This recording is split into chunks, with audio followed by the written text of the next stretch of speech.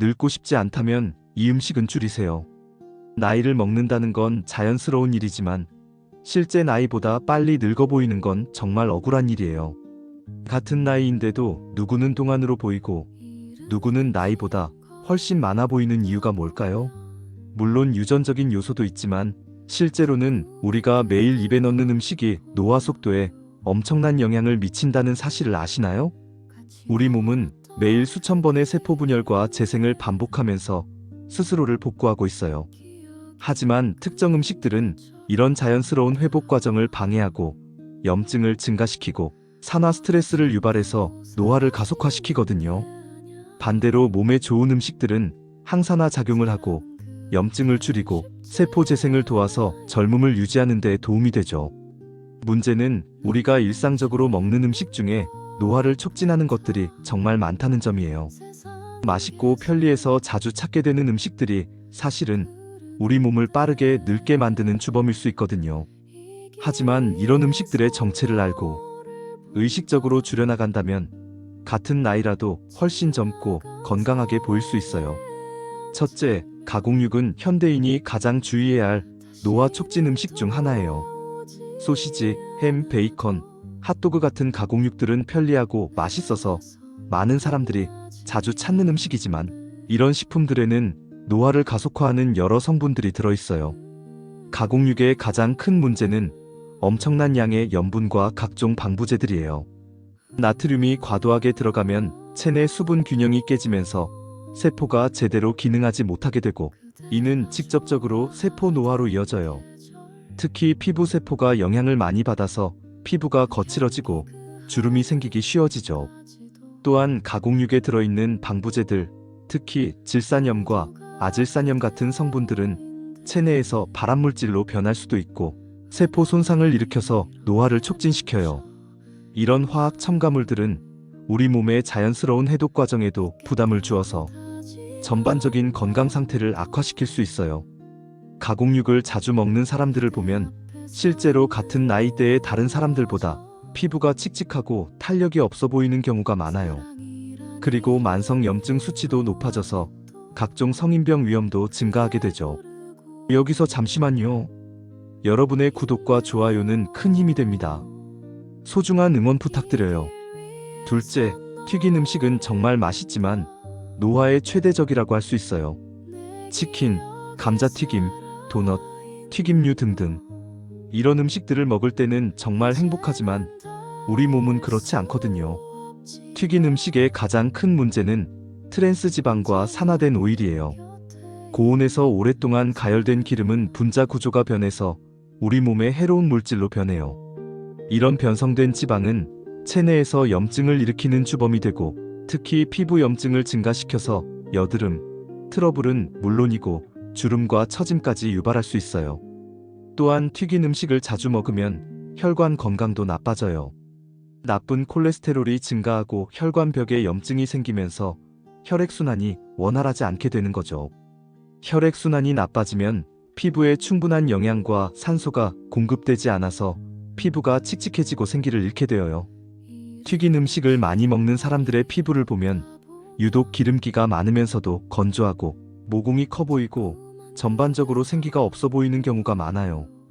이는 모두 튀긴 음식이 체내 염증을 증가시키고 피부 건강을 해치기 때문이에요.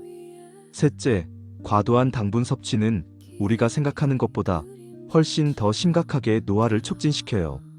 설탕이 들어간 음료, 과자, 케이크, 사탕 등을 자주 먹으면 체내에서 당화라는 과정이 일어나는데 이게 바로 노화의 주범이거든요. 당화라는 건 설탕이 우리 몸의 단백질과 결합해서 최종 당화산물이라는 물질을 만드는 과정이에요. 이 물질이 우리 피부의 콜라겐과 엘라스틴을 손상시켜서 피부 탄력을 떨어뜨리고 주름을 만드는 거죠. 마치 사과가 공기에 노출되어서 갈색으로 변하는 것처럼 우리 몸 안에서도 비슷한 일이 일어나는 거예요. 특히 설탕을 많이 먹으면 혈당이 급격하게 올라갔다가 떨어지는 현상이 반복되는데 이런 혈당 스파이크는 인슐린 분비를 과도하게 자극해서 호르몬 균형을 깨뜨려요. 호르몬 불균형은 피부 트러블은 물론이고 전반적인 노화를 가속화시키는 원인이 되죠. 또한 설탕은 체내 염증 지수를 높이는 대표적인 식품이에요. 만성 염증은 모든 노화 과정의 근본 원인이라고 할 수 있을 정도로 중요한 문제인데, 설탕을 많이 먹으면 이런 염증이 지속적으로 유지되면서 몸 전체가 빠르게 늙어가게 되어요. 넷째, 탄산음료는 많은 사람들이 즐겨 마시지만 노화 관점에서는 정말 위험한 음료예요.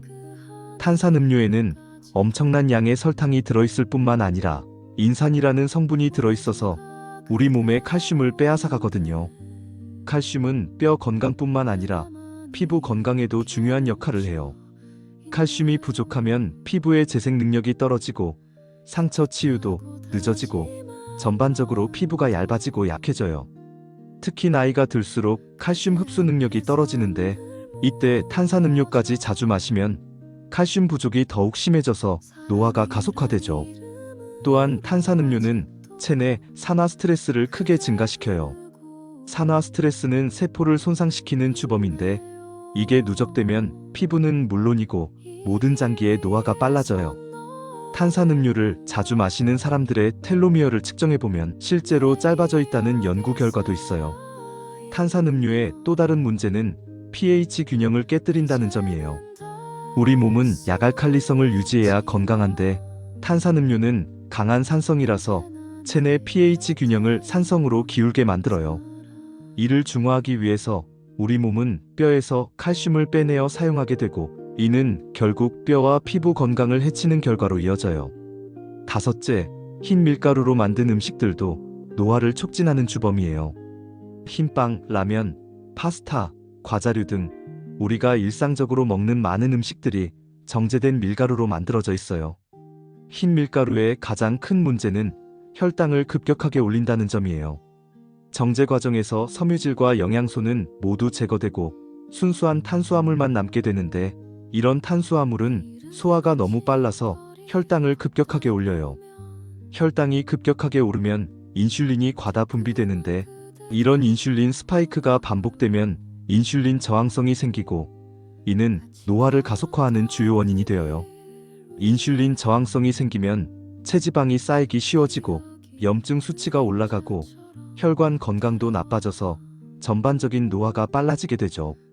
또한 흰 밀가루 음식들은 대부분 영양가는 낮으면서 칼로리만 높은 빈 칼로리 식품들이에요. 이런 음식들로 배를 채우면 정작 우리 몸에 필요한 비타민, 미네랄, 항산화 물질들을 충분히 섭취하지 못하게 되어요.